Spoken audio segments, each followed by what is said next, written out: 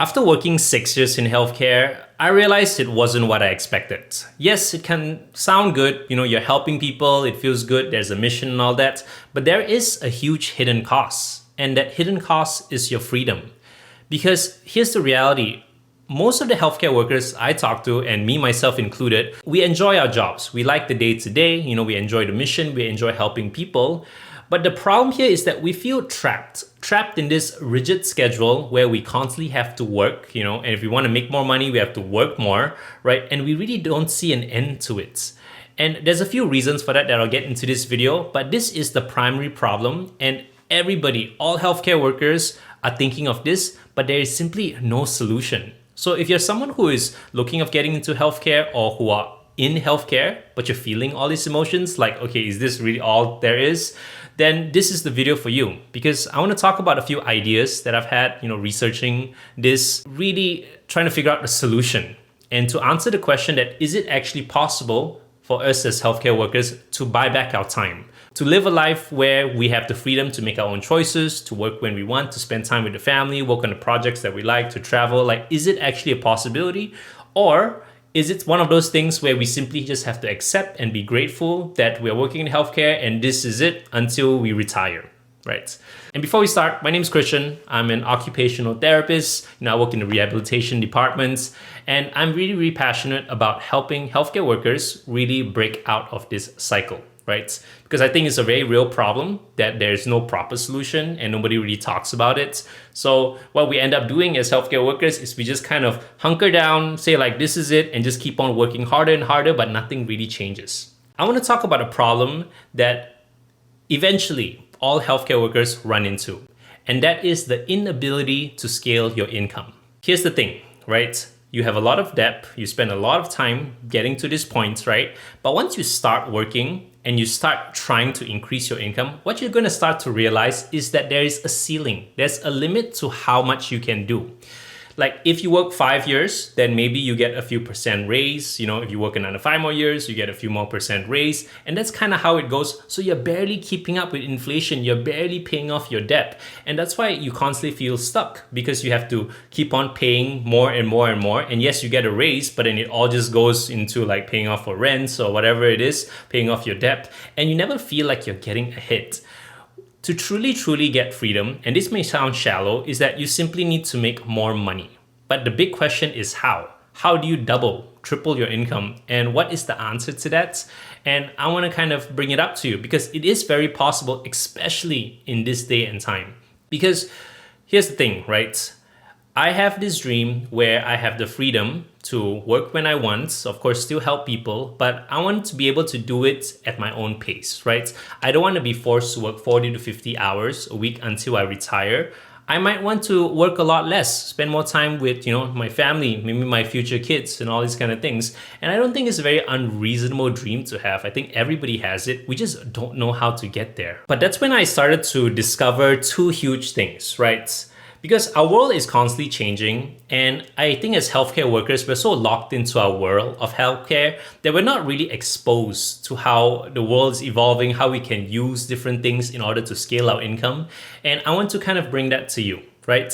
So these two things, or at least the first thing, is definitely technology, the internet, right? Because if you really think about how as healthcare workers you distribute your value, you distribute it through your skills and through your knowledge, and you basically teach other people or help other people overcome their problems, right? The problem with that is that your skills and expertise is only useful in a very controlled environment. In a clinic, in a hospital, maybe you work in home health, but you can only help one person at a time. And the market value or the corporations or whatever it is determining how much you are worth helping that person. So it doesn't matter how hard I work. I could be the best therapist, the best doctor in the world. If that hospital or clinic tells me that the market value of working as a doctor is that amount of money, then I will get paid that amount of money, no matter how hard I work per hour, right? And that's the crazy thing. When you really think about it, most healthcare workers, they end up in this little problem, this dead end, right? I want to make more money. What are my options? I could work more hours, right? But then I'm kind of giving up my freedom. So it defeats the purpose because I want to get money to get freedom, but I have to work more in order to get more money. You kind of get stuck right there. Second option, you could cross your fingers and hope for a raise, pray that your boss, the corporation, whatever gives you a raise. But then it's kind of like, even if it comes, it's not very significant. And that's a big if, right? A lot of places don't even give you enough to actually compensate for the rise in living costs and all that. So that's kind of out of the picture. But then you have this third option, which is to find another job or get another source of income. But then the big question is, how do I even do that? Because my whole life, I've been training to be a nurse or doctor or therapist or whatever it is, right? So I only know how to do this one particular thing. So how can I even try something else, right? Because I can only do that one thing. So we get stuck there as well. The big, at least cool thing here is that because of two huge things, which is technology, and the second one is artificial intelligence, right? We are able to scale our knowledge in a way where we can help and teach and reach a lot more people. But the way to get there, it's kind of a sequence, right? You don't just jump immediately from making nothing to suddenly $1 million or you double, triple your income, whatever it is, right? It takes a process, and I kind of want to show you a brief overview of how the process really looks like.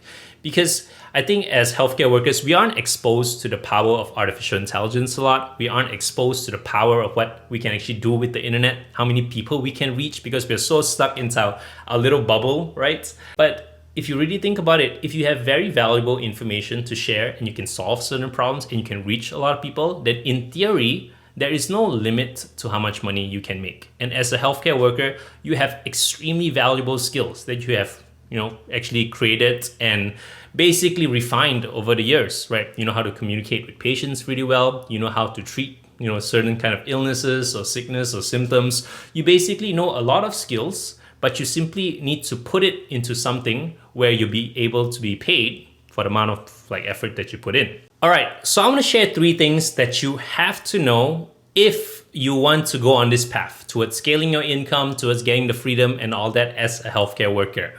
And the first thing you have to realize is that your career is a stepping stone to the next step. And what I mean by that is a lot of healthcare workers, they think that when they get the job that they've been studying so hard, for and all that, that is the end goal, that they're meant to stay there and keep working and slowly, year by year, get small little increases until, they retire, right? Most people think that, but that's not the only way, because you want to think about your ability to make money as, a way where you're collecting a bunch of different skills, right? And when you're working in healthcare, you're gaining a lot of valuable skills. But you want to think about it that that's not exactly the end goal, but it's a way for you to gather enough abilities and skills in order to use on your next program or endeavor or whatever dream that you have. The first thing you want to think about is you want to take an inventory check of what are you capable of doing and what kind of problems can you solve. Just take down a piece of paper, write it down on your computer, whatever it is, just figure out that based on all your skills, your expertise, not just in healthcare, maybe you're someone who loves going to the gym, maybe you're someone who loves to dance, loves music, whatever it is, just take an inventory of all the skills that you've acquired and think about a problem that you can solve for somebody else. Ideally, the problem that you are solving is something that's, number one, want to solve really bad, like it's a pain that needs to be solved. And number 2, it's a problem that you care about solving, that you're actually interested in. And the best way to do that is to think about what kind of problems that you're solving for yourself. Are you trying to solve your own health issues? Are you trying to get a little bit better at, playing the guitar? Are you trying to get better with your fitness routine? Do you have a lot of shoulder pain, a lot of back pain? What is a problem that you personally have that you've been trying to fix? So think about what problem can you solve based on your skill set, ideally something you're passionate about. That is the first thing you have to constantly think about as a healthcare worker. Now, the reason you do this is because you want to prepare for the next thing. The second thing that you need to know is that you need to constantly think about how you can organize information in a way to help you solve that problem.